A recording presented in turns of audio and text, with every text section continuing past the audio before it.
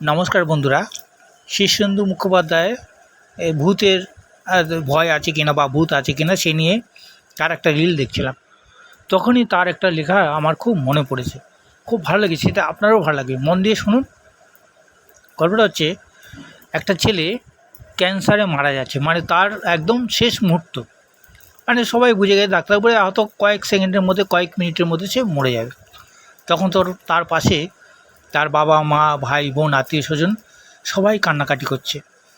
তো ছেলেটা সেই সময় একটা কথা বলেছে, খুব ভালো কথা, যে বাবা মা, আমি তো চলেই যাব, সেটা তো কারো হাতে নেই, তোমাদের হাতে নেই, তাই দুঃখ করো না।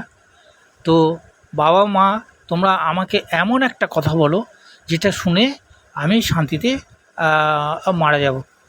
তখন তার বাবা তার কানে কানে বলছিল, আবার দেখা হবে। সত্যিই কথা, মরে গেলে কি সত্যি আবার দেখা হয়? যদি দেখা হতো তাহলে ভালোই হতো। গল্পটা আমার খুব ভালো লেগেছে। যতদূর সম্ভব শীর্ষেন্দু মুখোপাধ্যায়। ভালো থাকবেন।